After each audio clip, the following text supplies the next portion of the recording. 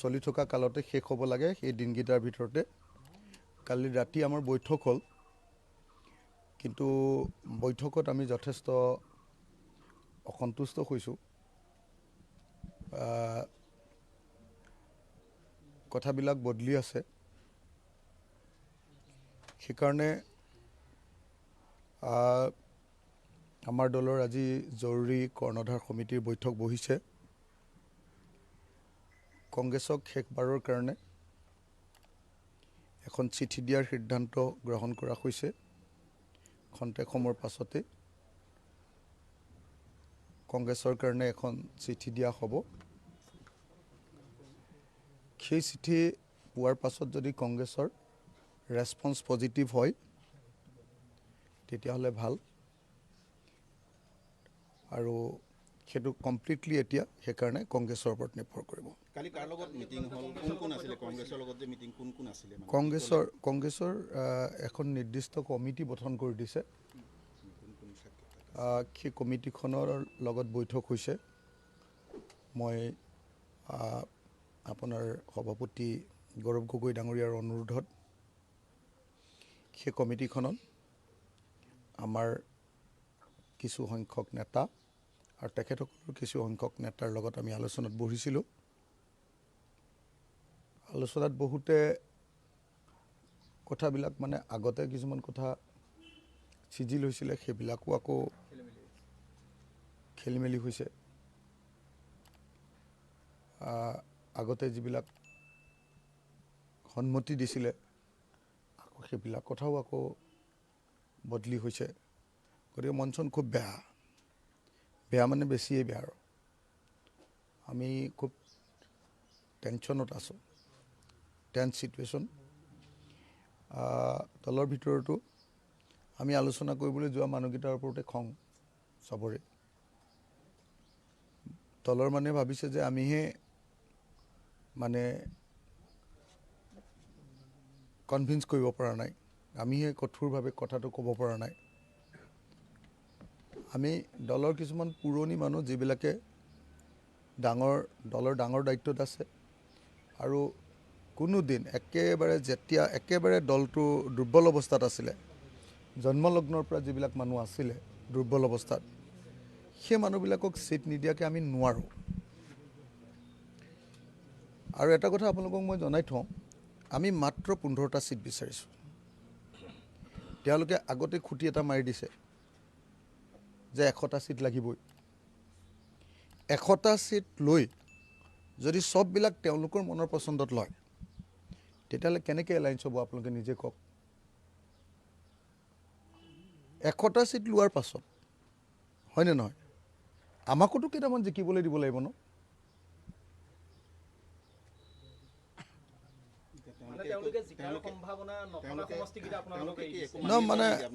নাই, আমাৰ মানি লৈছে। আমাৰ যিখিনি লিষ্ট আছে সেইবিলাক চব বদলি, আমি মানে যিকেইটা পচন্দ, ধৰক মানে প্ৰথমতে আমি 27টা ছিট দিছিলোঁ, তাৰপিছত আমি 18টা ছিট দিলোঁ কমাই। তেওঁলোকে ক'লে যে নাই, আমি মানে 20টা প্ৰথমতে বিচাৰিছিলোঁতো, বিচাৰোঁতে আমি 27জনীয়া এখন তালিকা দিছিলোঁ, ইয়াৰ ভিতৰত দিয়ক বুলি। তেওঁলোকে কোনোপধ্যে 20টা যেতিয়া নহ'ব বুলি ক'লে, তেতিয়া আমি কমাই লৈ 18টা ছিট দিলোঁ, ক'লোঁ যে ইয়াৰ ভিতৰত 15টা দিয়ক। এতিয়া তাৰ ভিতৰত আমাৰ যিকেইজন গুৰুত্বপূৰ্ণ মানুহে খেলিব, সেই চব ছিটবিলাক বদলাই দিছে। তো গতিকে সমষ্টি মিলা নাই মানে সমষ্টিও মিলা নাই, আৰু মোৰ 15টাও হোৱাগৈ নাই, সমষ্টিবিলাকো মিলা নাই। আকৌ মূল পদবীত থকা মানুহবিলাককে যদি আমি আওকাণ কৰোঁ, আটাইতকৈ বিপদৰ সময়ত থকা মানুহখিনি, তেতিয়াহ'লেনো কেনেকৈ আকৌ পাৰ্টিটো ৰখাম। আৰু কিছুমান বস্তু মানে এনেকুৱা যে কিছুমান সমষ্টি আমাৰ একদম যোৱা 5 বছৰ ধৰি একেধাৰে মানে কাম কৰি একদম বুথ সমিতিলৈকে, আমাৰ ৱাৰ ৰুমত বুথ সমিতি জমা দিয়ালৈকে আৰু ৱাৰ ৰুমে চেক কৰালৈকে, সেই গোটেইবিলাক বস্তু মানে গোটেইবিলাক বস্তু আমাৰ হেৰি হৈছে কি কয় গোটেই সমষ্টিবিলাকত কাম কৰি আছে এতিয়া কাম কৰি থকা সমষ্টিত নিদি বেলেগ সমষ্টিত দি দিলে এনেই আৰু মানুহক দেখুৱাবলৈ চিট কেইটামানহে লোৱা হ'ব আমি মানে ড্ৰাফ্ট এটা বনাই আছোঁ বনাই হোৱাগৈ নাই ড্ৰাফ্ট এটা বনাই আছোঁ সেই ড্ৰাফ্টটো হোৱাৰ পাছত আকৌ আমি কনফাৰেন্স যোগে সেই ড্ৰাফ্টটোক আমাৰ এক্সিকিউটিভখনৰ মতামতো ল'ব লাগিব কৰ্ণধাৰ সমিতি আমি চব সিদ্ধান্ত ল'ব নোৱাৰোঁ এক্সিকিউটিভখনৰ মতামত ল'ব লাগিব তাৰ লগত এতিয়া কনফাৰেন্স এটা হ'ব কনফাৰেন্স এটা হৈ তাৰপাছত সিদ্ধান্ত হ'ব কংগ্ৰেছে বস্তুটো বুজি পালে ভাল 100টা চিট লোৱাৰ পাছততো আৰু নহয় জানো 100টা চিট ল'ম বুলি কৈ যদি 90টাও পায় 90টা চিটত আপোনালোকে নিজেই ভাবকচোন 90টা চিট হ'লেতো আৰু অকলে চৰকাৰ বনাব পাৰে আমি 15টা মাত্ৰ চিট বনাইছোঁ 15টা চিট যদি আমি আমাৰ ইচ্ছামতে নাপাওঁ আমাৰ বিচৰা সমষ্টিকেইটা নাপাওঁ আজিৰ দিনটোত আমি নিজে একদম মনৰ পচন্দত বিচৰা অকল 4টা সমষ্টি পাইছোঁ হয়নে অকল 4টা সমষ্টি পাইছোঁ আপোনালোকক যিমানলৈকে ক'ব পাৰোঁ মই চব কৈ দিছোঁ মোতকৈ আৰু কোনেওতো খোলোচাকৈ নকয় কোনো পাৰ্টীয়ে মোৰ সমান আপোনালোকৰ লগত মানে বন্ধুত্বমূলক সম্পৰ্ক আৰু পৃথিৱীৰ কোনো মানুহে নাৰাখে মই অসমৰ জনতাক আটাইতকৈ বেছিকৈ ক'ব পৰাখিনি কৈ দিওঁ গতিকে মই সেইকাৰণে আপোনালোকক এটা কথা কওঁ যে আমি একদম বিনম্ৰভাৱে অসমৰ ৰাইজক জনাব খুজিছোঁ বহুত ধৈৰ্য ধৰি আছোঁ কংগ্ৰেছ দলে বাৰম্বাৰ কমিটিখন সলাই আছে নতুন মানুহক দি আছে নতুন মানুহবিলাকৰ নিজৰ আকৌ পচন্দৰ প্ৰাৰ্থী কেণ্ডিডেট আছে যদি আৰু আলোচনাৰ মজিয়ালে যদি ধৰক আপোনাৰ নিজৰ কেণ্ডিডেটবিলাক লৈ আহে ক'ত এলায়েন্স হ'ব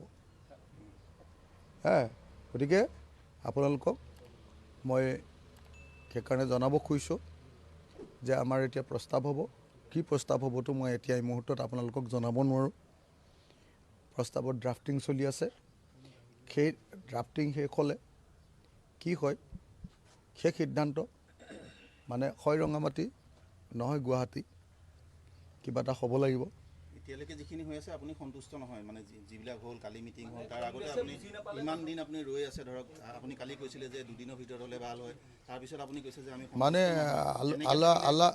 আলাপ আলোচনাটো চলি আছে কালিৰ দিনটোৰ ভিতৰতে শেষ হ'ব বুলি আলাপটো বহিছিলোঁ কালিৰ দিনটোত শেষ নহ'ল কালিৰ দিনটোত মনটো বেয়া লাগি আহিছে চবৰে বহুত চেষ্টা কৰিছিলোঁ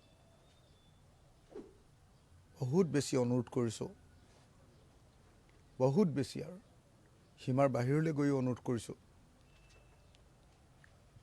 তাৰ পাছতো কথাবিলাক সুবিবেচনা নহ'লে মনটো বেয়া হয় চবৰে টোপনি ক্ষতি হৈছে মন চন বেয়া হৈ আছে গতিকে আপোনালোকক এইটোৱে ক'লোঁ মই গধূলি সময়ৰ ভিতৰতে আপোনালোকক গোটেই চিনটো আপোনালোকক জনাব পাৰিম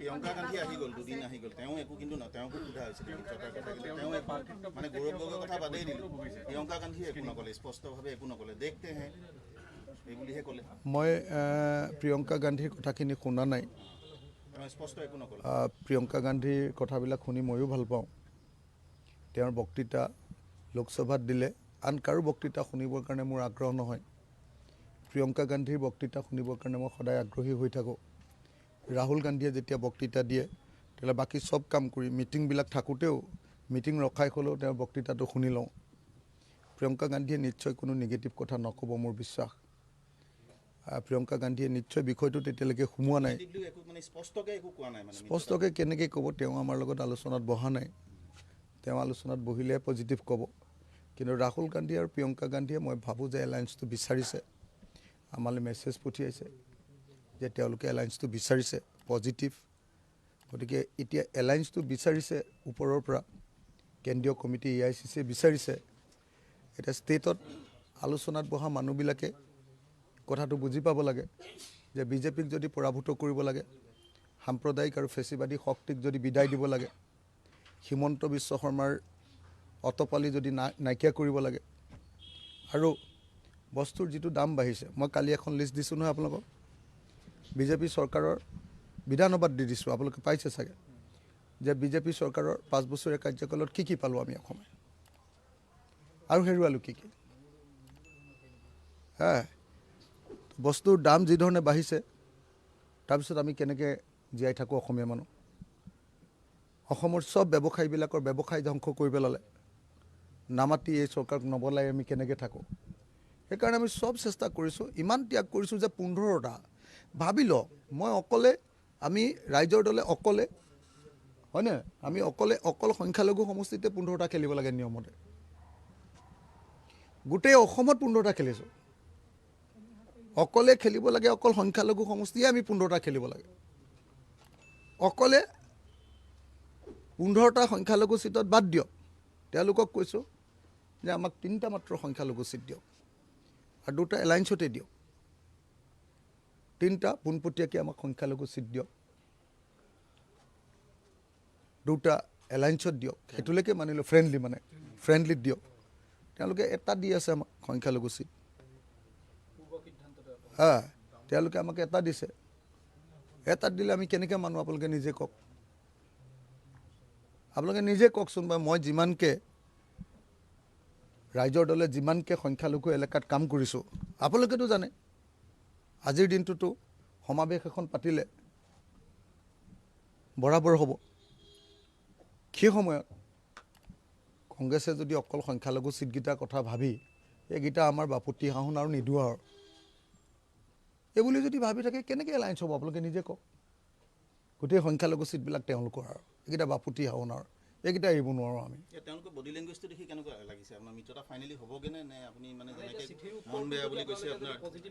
আমাৰ মন বেয়া, তেওঁলোকৰ মন বেয়া নে ভালটো মই নাজানো। বহুত কথা তেওঁলোকৰ লগত কম্প্ৰমাইজ কৰিছিলোঁ। তেওঁলোকৰ ছিনিয়ৰ লিডাৰবিলাক আহিছিলে, কথা কোৱাৰ লগে লগে এইটো কৰি দিয়ক বুলি কোৱাৰ লগে লগে এৰি দিছোঁ, কিন্তু আমাৰ কথা এটাও শুনা নাই।